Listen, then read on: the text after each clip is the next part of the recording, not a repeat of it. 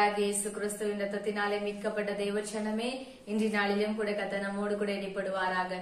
இன்றைக்கும் கர்த்தர் நம்மோடு கூட பேசுகிற வார்த்தை மத்தேயு 6ஆம் அதிகாரம் 21வது வசனம். உங்கள் பொக்கிஷம் எங்கே இருக்கிறதோ அங்கே உங்கள் இருதயமும் இருக்கும்.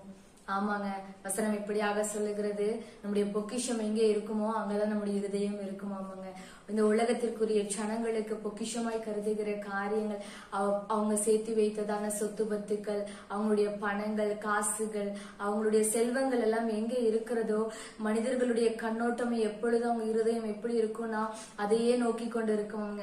அந்த பணம் இப்ப எப்படி இருக்கா இல்லையான்னு சொல்லி முழுவதுமாக அதையே நினைத்து கொண்டு இருப்பாங்களாம். அவங்க இருதயத்தை முழுவதுமாக அதற்குள்ளாக வைத்துக் கொண்டு இருப்பாங்களாம். ஆனா ஆவிக்குரியவர்களா இருக்கிற நம்மளுடைய பொக்கிஷம் எப்போதுமே ஆண்டவராகிய இயேசு கிறிஸ்து மட்டும்தாங்க. ஆனா நம்ம எப்படி இருக்கிறோம்? உலக மனிதர்களை போல நம்முடைய பொக்கிஷத்தை நம்ம எதிர்பார்த்து காத்து அந்த பொக்கிஷத்தையே நம்ம நோக்கி நினைத்து கொண்டு இருக்கிறோமா? இல்ல ஞாயிறு ஆலய ஆராதனையில மட்டும் அந்த பொக்கிஷத்தை நம்ம நினைத்து கொண்டு இருக்கிறோமா? ஒவ்வொரு நாளும் அந்த பொக்கிஷத்தை நம்ம பார்க்கிறோமான்னு சொல்லி இன்றைக்கு நம்மளை நாமளே ஆராய்ச்சி பார்க்கணுங்க. இன்றைக்கு நம்ம ஆண்டவர் கிட்ட கேட்க போறோம், ஆண்டவரே எங்களுக்கு பொக்கிஷமே நீங்க தான் ஏசாப்பா.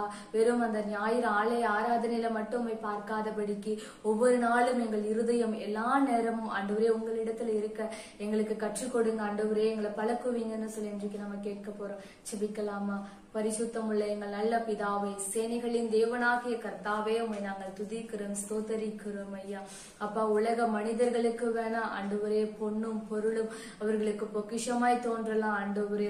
ஆனால் எங்களுக்கு அழியாத ஒரு பொக்கிஷம் இருக்குன்னா அது இயேசு கிறிஸ்து, நீங்க மட்டும்தான் ஏசப்பா.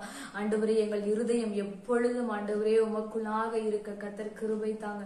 எங்கள் பொக்கிஷமாய் இருக்கிற இயேசு கிறிஸ்துவின் இடத்துல எங்கள் இருதயத்தை நாங்கள் ஒப்பு கொடுத்து நாங்கள் செபிக்கிற ஆண்டவரே.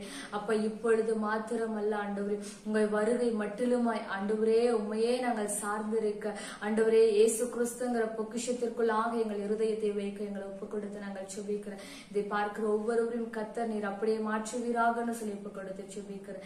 இயேசு கிறிஸ்துவின் மூலமாய் செபிக்கிற எங்கள் ஜீவனுள்ள நல்ல தகப்பனே, ஆமென், ஆமென். God bless you. God bless you.